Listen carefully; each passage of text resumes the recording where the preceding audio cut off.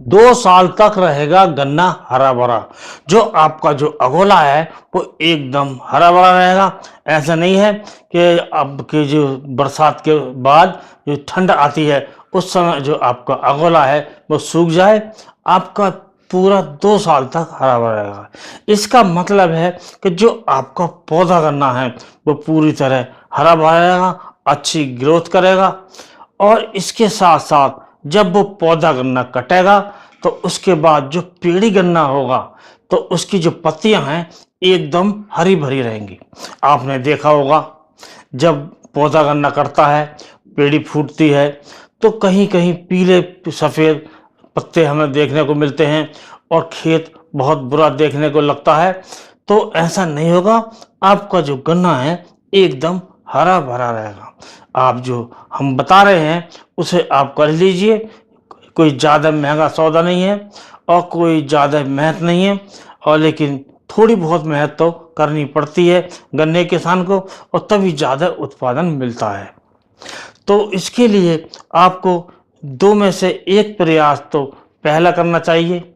यह तो आपको जो गोबर का खाद है या वर्मी कंपोस्ट है, जो गोबर से सड़ा गलाकर तैयार होता है, या फिर जो वर्मी कंपोस्ट जो गोबर से बनता है उसका प्रयोग कीजिए, या फिर जो हरी ढैंचा होती है, सनी होती है, उसकी बुवाई कीजिए और उसकी मिट्टी पलटने वाले से हल से पलट दीजिए और हरी खाद बनाइए।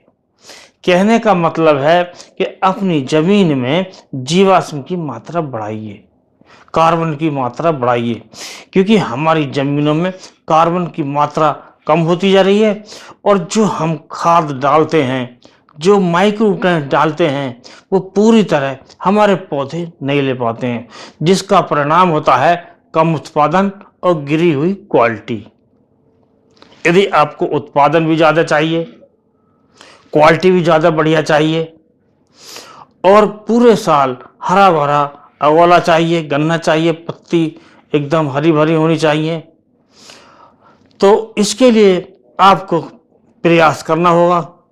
जब आप अपनी ज़मीन की जुताई खुदाई खाद वगैरह डालकर, जो गोबर का खाद है या सनी ढैंचा गलाकर, उसके बाद जब जुताई करते हैं, जब अंतिम जुताई करते हैं, तो उस समय आपको कुछ ये माइक्रोन्यूट्रिएंट्स ये डालने हैं जो हम आपको बता रहे हैं।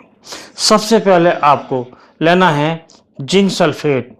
जिंक सल्फेट जो 21% होता है वो आपको लेना है 10 किलोग्राम।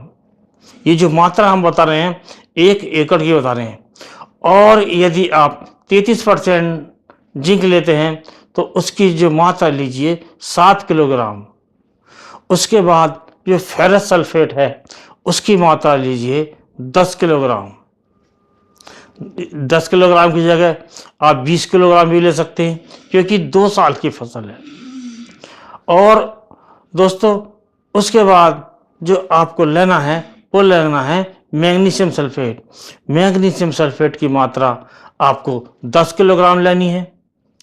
और उसके बाद आपको लेना है कॉपर सल्फेट। कॉपर सल्फेट सभी जानते हैं नीले रंग का होता है, जिसे कुछ किसान भाई तूतियाई बोलते हैं, नीला तोता भी बोलते हैं। और इसके बाद आपको 5 किलोग्राम लेना है बोरेक्स, कच्चा सुहागा या कहिए कच्चा बोरोन। उसे आप कूट कर पीस कर बारीक करके इन सबको मिलाकर और अपने खेत में अंतिम जुताई पर मिला दें।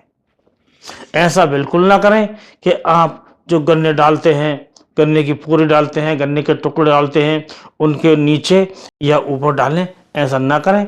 अंतिम जुताई पर पूरे खेत में बिखेर दें, उसके बाद गन्ने की बुवाई करें।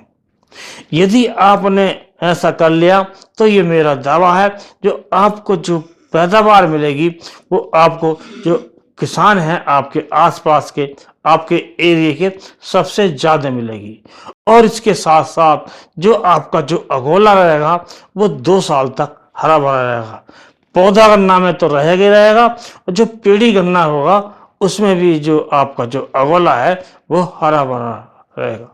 और दोस्तों यदि आप विश्वास नहीं करते हैं तो आप कर सकते हैं कि आपका 1 एकड़ का खेत का टुकड़ा है तो उसमें आधे एकड़ में ये प्रयोग कीजिए, जो हमने मात्रा बताई है उसकी आधी कर लीजिए, और एक जो टुकड़ा है आधा उसमें मत डालिए। फिर आप खेत का कलर देखिए, खेत की ग्रोथ देखिए, खेत का उत्पादन देखिए और अगोला पत्ती हरी भरी देखिए, तब आपको पूर्ण विश्वास होगा पूरे खेत में अगले साल इसका प्रयोग करें।